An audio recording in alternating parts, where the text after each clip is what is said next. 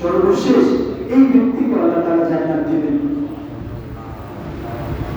আর যারা কুফরি করেছে, আজীবন শিরক করেছে, তাকে কখনোই আল্লাহ সুবহানাহু ওয়া তাআলা জান্নাত দিবেন না। জান্নাতের বর্ণনা, জাহান্নামের বর্ণনা আল্লাহ সুবহানাহু ওয়া তাআলা তৌফিক দান করেন। অন্য এক সময় বলবো, আজকে শুধু এতটুকু বলবো, নিজের জীবনটাকে পরিবর্তন করার জন্য কিছু আমল করা দরকার। দুনিয়াতে থাকা অবস্থায় আমরা দুনিয়াকে নিয়ে ব্যস্ত, এমন কিছু জিনিসকে নিজের জন্য বাধ্যতামূলক করে নেই, যেটা দ্বারা আমাদের উভয় জাহান সুন্দর হবে। রাজি আছেন? শুনবেন? এরকম 3টা আমল আজকে আপনাদের সামনে উপস্থাপন করার চেষ্টা করব, যদি আপনারা মনোযোগ দিয়ে শুনেন। রাজি আছেন সবাই?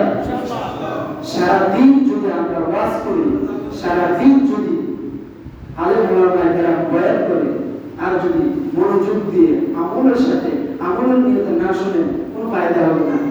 আর যদি মনোযোগ দিয়ে অল্প কিছু কথা শুনি, সেটা ফায়দা দিবে। রাসূলুল্লাহ সাল্লাল্লাহু আলাইহি ওয়াসাল্লাম বলেছেন, আখলিস দীনাকা ইয়াকফিকাল আমালুল কলিল। আখলিস দীনাকা, খালেস নিয়তে, পরিশুদ্ধ নিয়তে যদি অল্প আমল করি, কিয়ামতের দিন নাজাতের জন্য সেটা যথেষ্ট হবে। সুবহানাল্লাহ। তাহলে এরকম কিছু আমল আমাদের জন্য বাধ্যতামূলক করে দেব, যেটা দ্বারা আমাদের পুরো জাহান পরিশুদ্ধ হবে।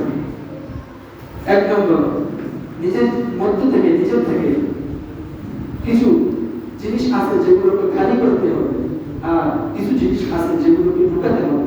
এটাকে আরবিতে বলা হয় তাখলিয়া, আর হচ্ছে তাহলিয়া।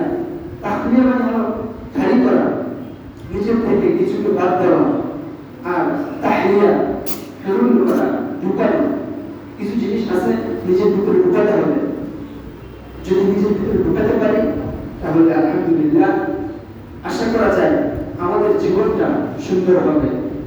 1 নম্বর, আমলের নিয়তে সবাই মনোযোগ দিয়ে শুনি।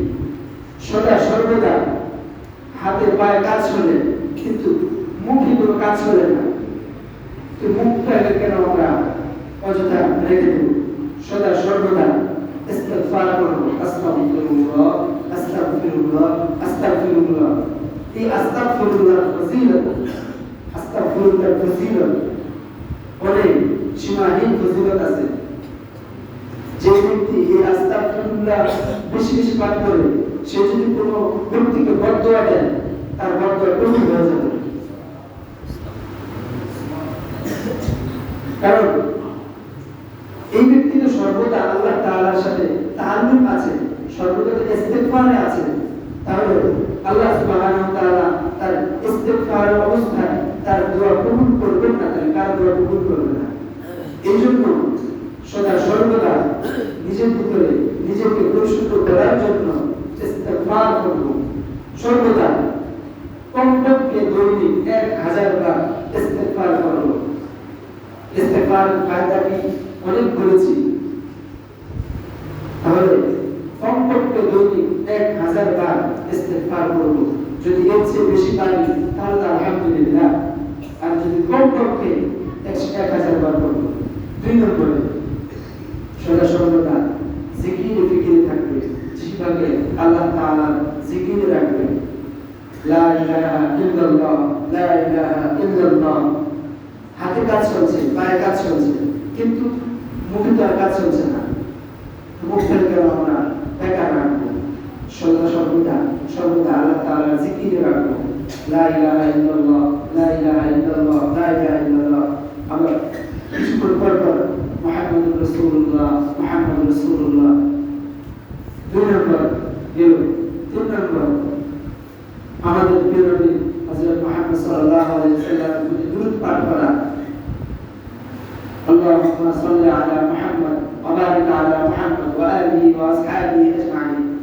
যেভাবে পারি সাল্লাল্লাহু আলাইহি ওয়াসাল্লাম এই তিনটা আমলকে নিজের জন্য বাধ্যতামূলক করে নিই, তাহলে আলহামদুলিল্লাহ আশা করা যায় আমাদের উভয় জাহান, উভয় জগৎ শান্তিময় হয়ে যাবে।